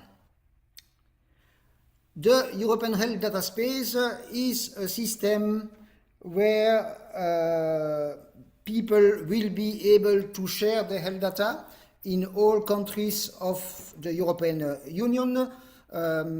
The ideas there are very positive, the principles are very positive, but the problem is that the progress for this is slow. So at the moment there is the regulation for this, but there is no application yet. So it will be only really in application for citizens in March 2029 and for a part, and then in March 2031 for another part. So the European Health Data Space is going in a very good direction, but very slowly, too slowly. We need a less bureaucratic and faster system of authorization. You know, or you don't know, but in an authorization concerning new drugs, it can take months, and also when you have an authorization to test a new drug, it's only valid in Europe, or it's only valid in the US. Ideally, we should have a system where you can test and have clinical trials in all the world. to have more clinical trials, to have less bureaucracy, and no more organizations, but better organizations. Now, a few words about artificial intelligence and artificial general intelligence. At the moment, in many domains, human intelligence is not more better than artificial intelligence, but artificial intelligence is not yet better than human intelligence. So we have really, let's say, to work together. And it is very important to know that artificial intelligence can be also very dangerous. So if we make an absolute priority to use AI for longevity, for resilience, for medical progress, the risk that it is used against humanity are less important. Well, less important doesn't mean that there are no risk, but not using it for those goals is certainly more risky than using artificial intelligence for medical progress. At the moment, sadly, there is no organization in the world, public organization in the world, who has as an official goal longevity, to progress for longevity, and especially not using artificial intelligence, and also especially not having clinical trials for longevity. I think that we need something like a CERN-like international project for AI dedicated to longer, healthier, and safer human lives. It would be very useful for all. And I would like to say a few words about clinical trials. So the situation at the moment is that when you have clinical trials in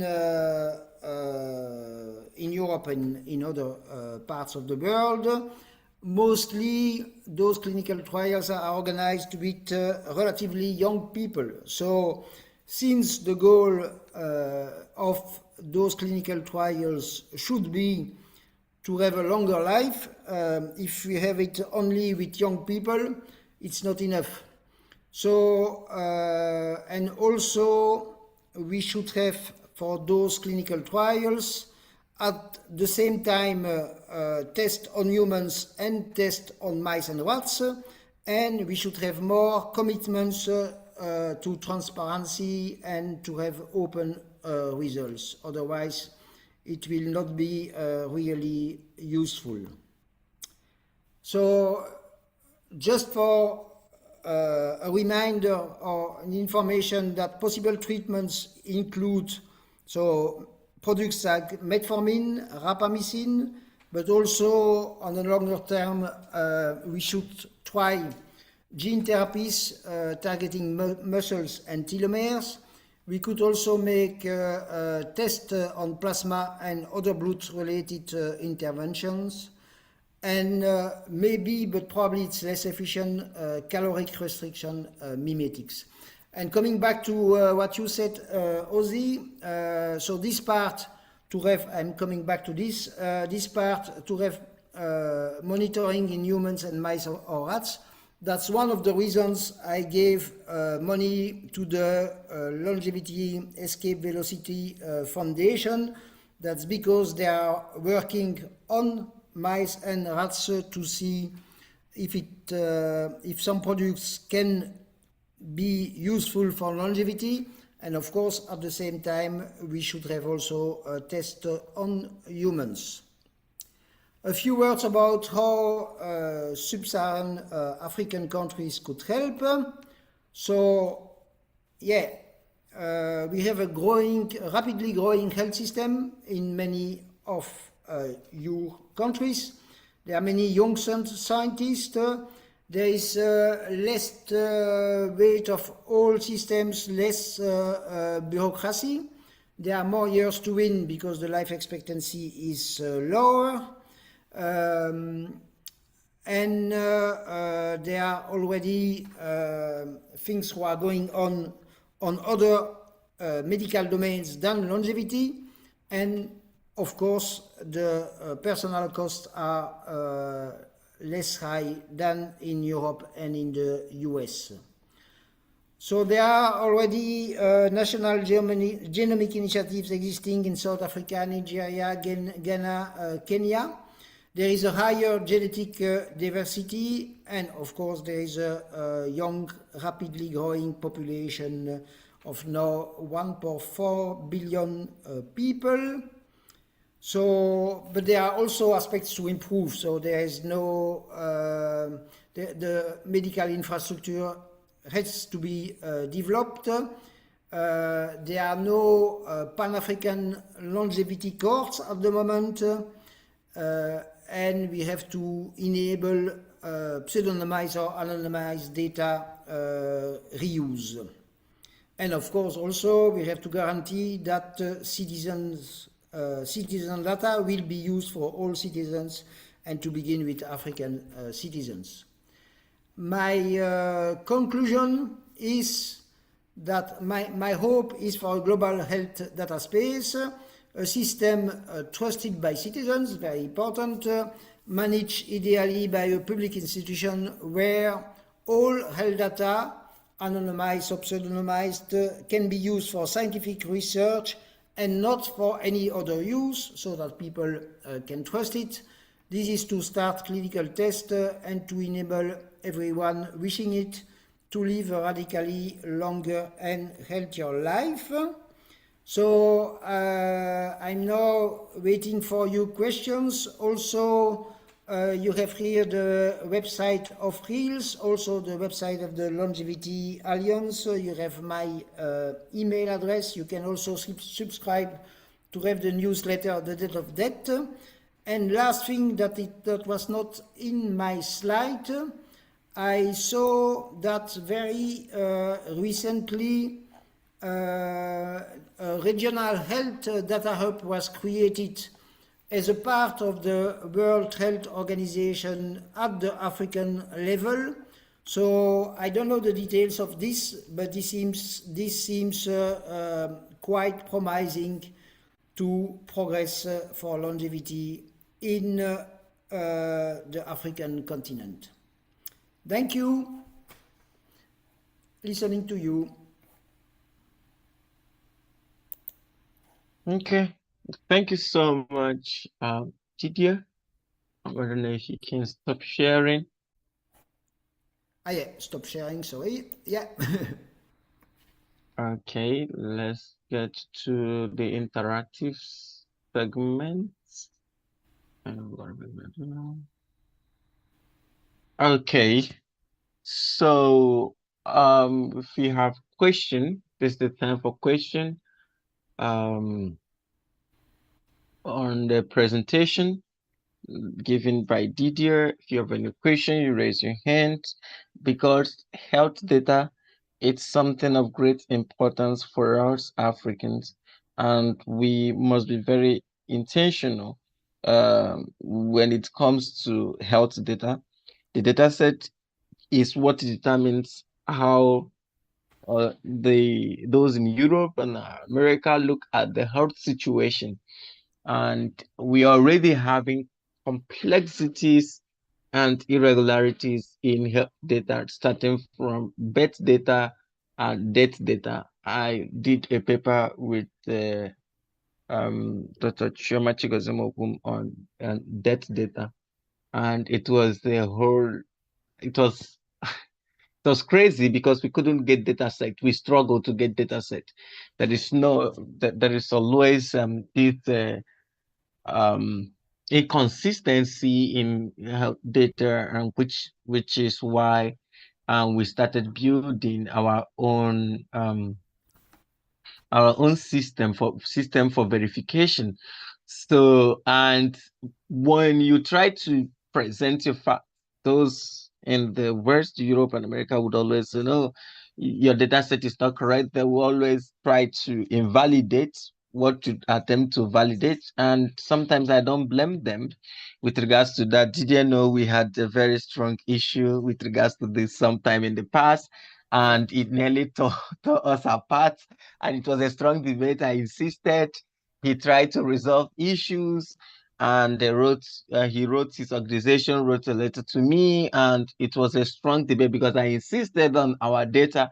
And at the end, it became something fruitful, which is, can you guys go and build a verification system? Because system, we can't find one in Nigeria, we can't find one in Kenya, we can't find anyone not in Ghana, and it became problematic. So we can't expect those in the West to build a verification system because they might not understand what is happening down in the villages in Cross River State, in villages in Abia State, and all that. Who is going to assemble those data? We have seen what is happening with the payment of lecturers, and people cannot even speak up. So where do lecturers get money? So even when a lecturer is paid less than $50 per month, where do you get money to do research and all that? So it becomes very pathetic and problematic. I'm so excited. Why I always call Didier to give talk on data, health data, because he is so passionate about data in Africa. He always complained that there is a problem of data in Africa, and if there is any conference that has to do with data in Africa, he would always want to participate. In fact, he was interested in the Nigerian conference, just that the visa issues and the dramas and the complexities made him not to come. He was so interested because he wanted to really present something on data and to challenge the status quo to say, what can Nigeria even do to correct this thing? So it's time for question. I expect Dr. Nyok to ask question in this conversation. This is a very important conversation. Anyone who is passionate about data, health data in Africa, we need to ask important question. Yeah, now, because we need to do something. Okay, maybe go you ahead, see Didi. already a comment about what you said. Yeah, the discussion was especially about super centenarians, so people living very long lives. And this is especially complicated because having access to data from 120 years ago is of course more complicated than having access to recent data. And I remember that Brenda from South Africa exchanged some emails with specialists of what's called super centenarians, so people living 110 years and more, about one woman who was supposed to live, I think it was 126 years, but I'm not sure anymore. Yeah, I see that Marianne wants to speak.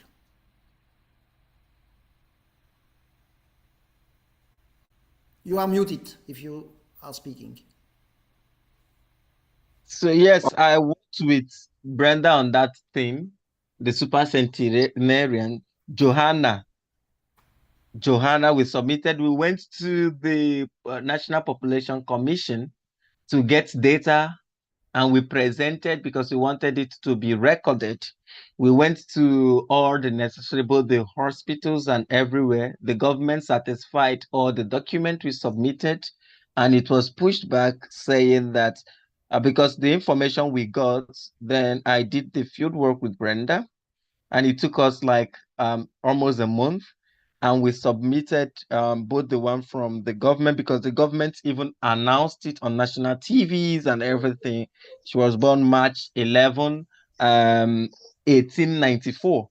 So she died, according to the government record, she was 128 years. So when we presented it, it was a hot pushback, and the guy said people from third world countries trying to improve relevance. So that was what provoked me that day. But that is it.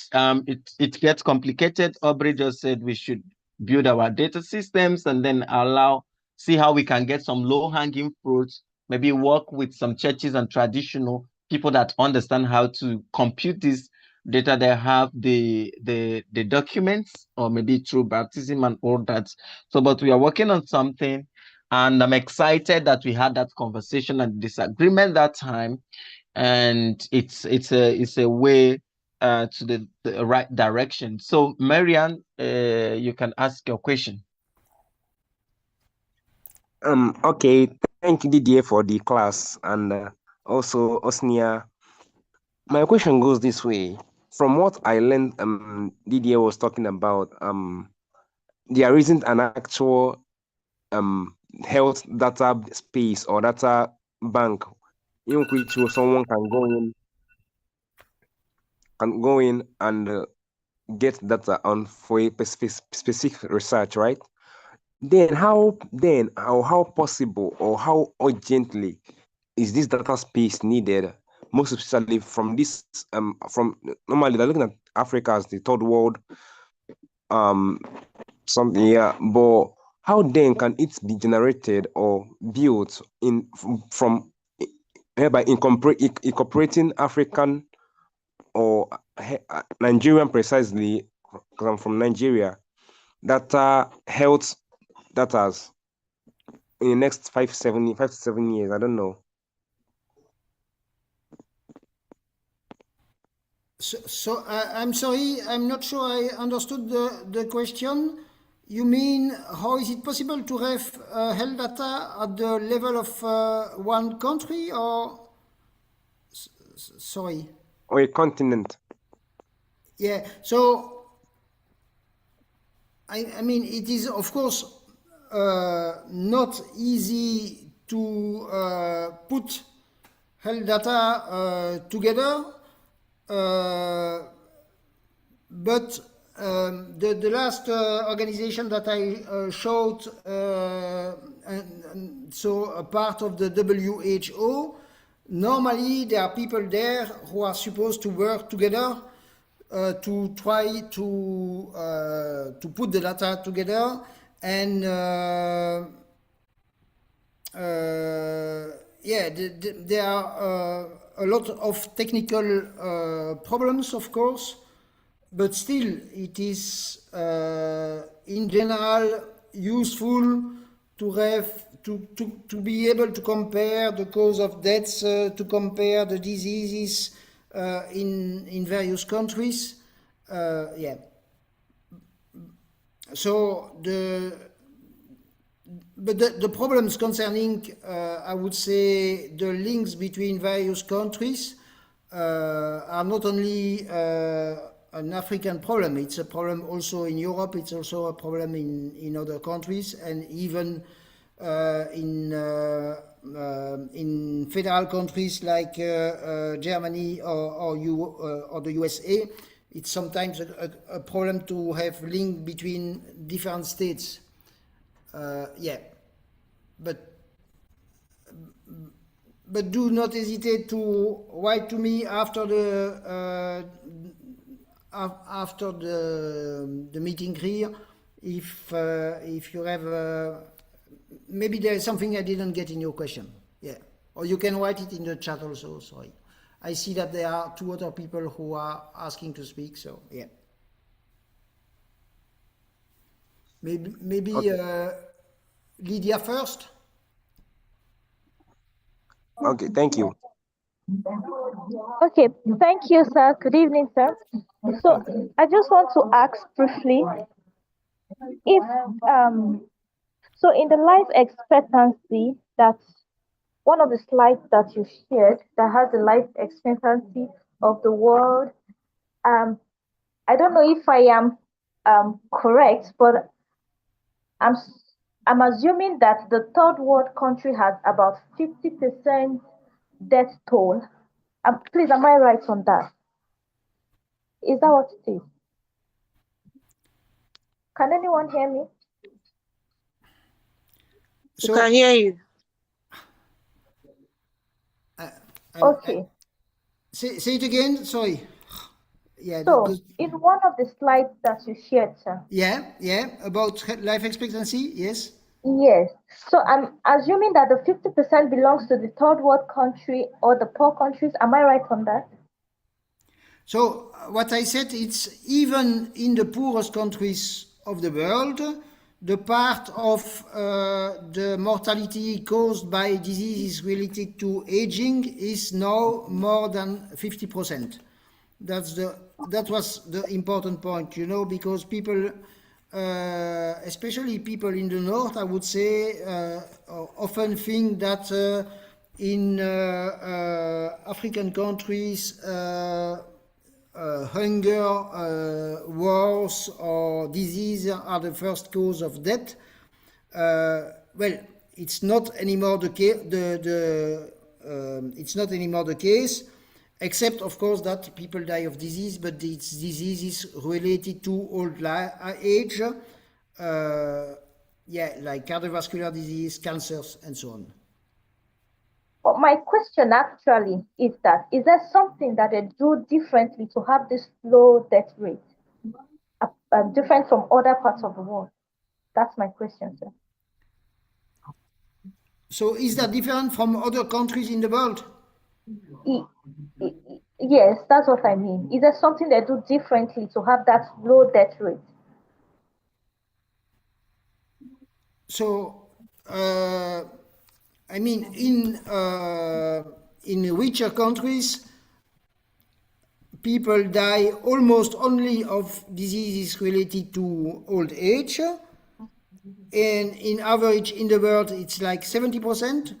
And even in the poorest countries, it's still the majority of people who die of diseases related to age. But it's a bigger part in the richer countries than in the poorer countries. Yes, I get what you've explained. What I'm trying to say is that, is there something that the poor countries do differently, that they have low death rate, yeah, that's just a question. I'm Okay, sorry. maybe yeah. Maybe Ozzy, if you understand the question, you can say it again, because I'm sorry. Today I don't understand the questions. Sorry. Yeah, can you ask your question again? I'm trying to wrap my head around.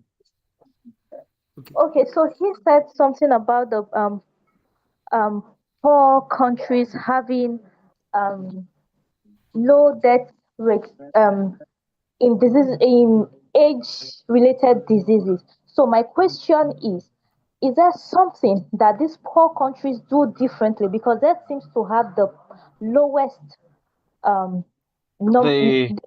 percentage? I mean, No, it's go ahead, Ozzy. Yeah. So I think what she's trying to ask is the factors affecting life expectancy in low-income countries. So what are the first world countries doing differently that those in low-income countries are not doing, that makes them to have increase in death rate? Now, sorry, before I proceed, this is part of the things that we have been talking about in this group. The question is, number one, we have evolutionary mismatch.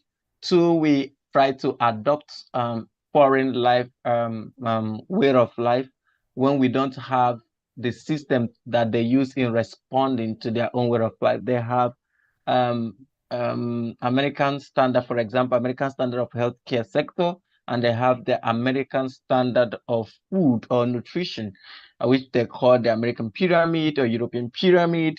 But then when you adopt it, we've talked about food as information. When you adopt it, you have that mismatch, and then it creates what the American standard or European standard of disease, which is becoming prevalent now in Africa. And then we might not have that system to respond to that problem. And as a result, we have death rate. So our vision is to bridge the longevity divides. We have a lot of longevity divides in Africa, and that is what we want to bridge, because once we bridge those divides, we improve the quality of life of Africans. And once we improve the quality of life of Africans, we have improved the life extension. But what we are looking at is not just the life extension, we are looking at what healthy life expectancy, which is what HEAL stand for, and which is what we are doing in ILIA, and it's that by what eating right, having the right medications, having the right social construct, because it's not just about medication, food, and nutrition. It also has to cut across what our social constructs as a people, so that is just it. So I hope that addressed your question. Yes, very well. Thank you so much, sir. Thank you. Thank you so much. You've answered my question. Please, I just want to ask, I have a personal question for you, Professor Osinakachi. Can I send it to your DM, sir? You can send it. Please make sure you mark your attendance. Thank you so much. Peace. Thank you, sir. Okay. Hello, good evening, sir. Good evening. Thank you for this wonderful lecture. Can you hear me, please? Go ahead. Thank you. Can anyone hear me, please? Yes, go I can ahead. hear you. Yeah. Okay. So I want to ask a question about data collection and verification, because I found out something that is very disturbing, that in Nigeria, especially, that this National Population Commission, the way they collect their data, they have collection channels. One of them is self-service portal. That means they bring out this portal. People have to input data into it, their birth date and death, whenever someone dies, anyway, the date. So my question is this: after imputing verified, because in Nigeria there's this thing called football age. Do you understand? So if individuals can just open a portal and impute data into it, is there any organization, or how is this verified? How are we going to find out that this information is true? That is my question, because input information. So after let's say I input my information, who is going to verify that this thing is true, or they will just run with it? My second question is, one of your slides mentioned metformin. Metformin, I understand, is a medication for diabetes. Okay, I want to understand, because I've read somewhere that this medication, diabetes, have side effects. So what do you say about that? Thank you, sir. Yeah, so I will begin with concerning metformin. Metformin is one of the most promising drugs concerning longevity, but still there are indeed side effects. And let's say that there are two categories of way to think about it.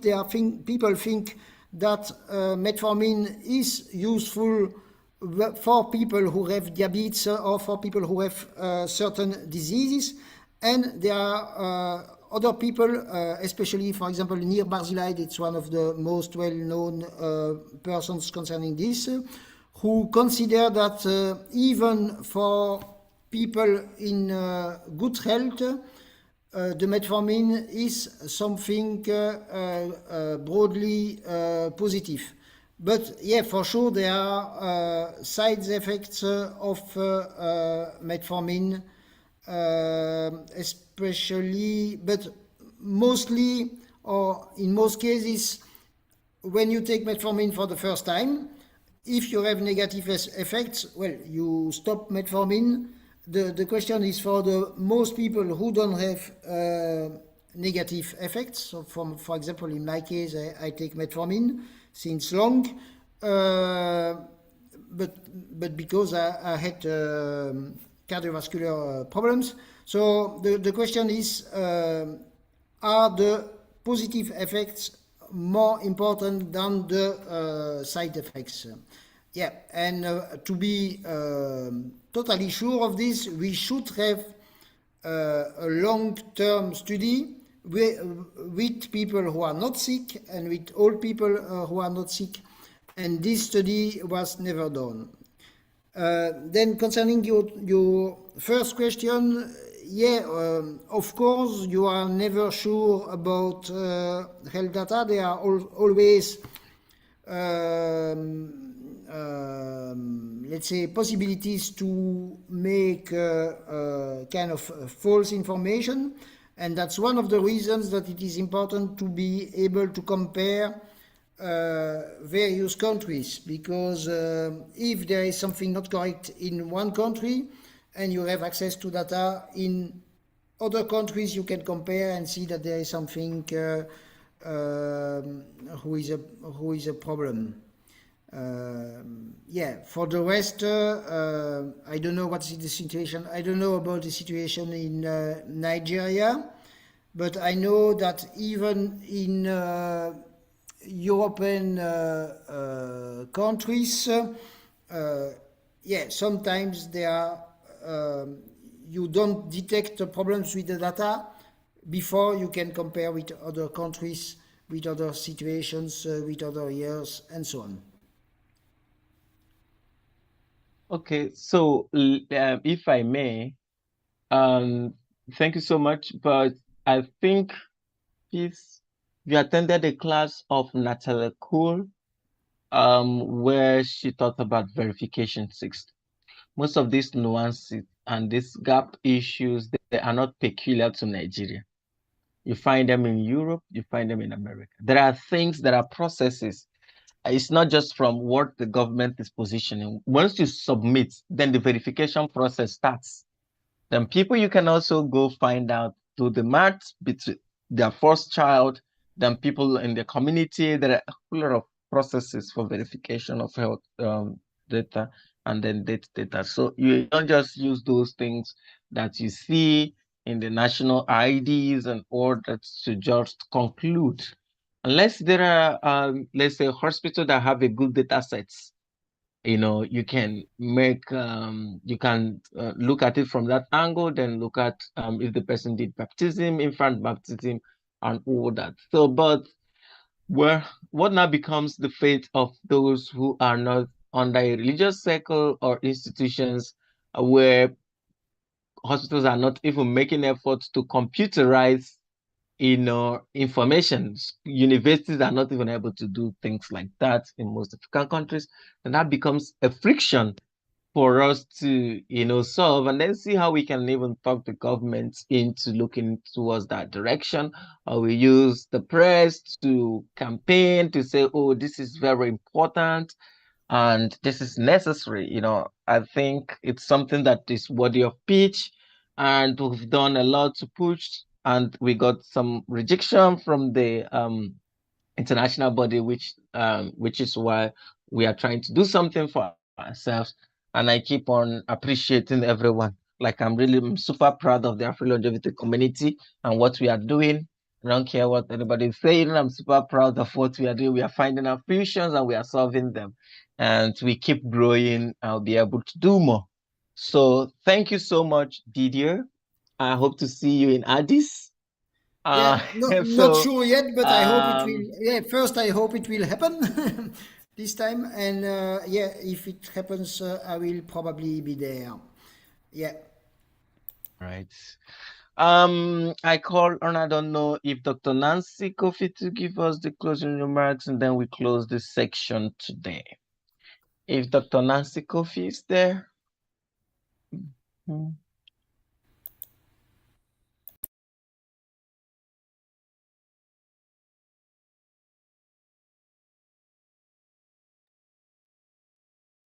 Okay. Dr. Regina, are you there with us? To find out active, people who are active now.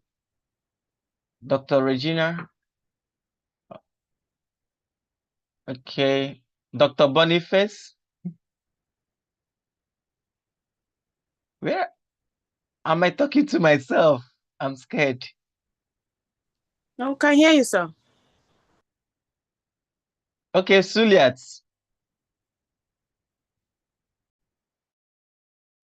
Why is everybody? No. Yes, I'm here, sir. Okay. It's all right. So just wanted you to close the session for the day. Thank you. Okay. Yeah, thank you everyone for joining. The session has been so great so far. And thanks to our first speaker, Madam Asumani Felicia, if I got it right. And our second speaker of the day, thank you so much for pouring into us. Really appreciate your presence. I would love to have you back in the future. And to our students, thank you all for joining and seeing you in the next class. Thank you, sir. Thank you, everyone. Thank you. Thank you. I really appreciate. Do take care. Bye for now. Thank you. Goodbye.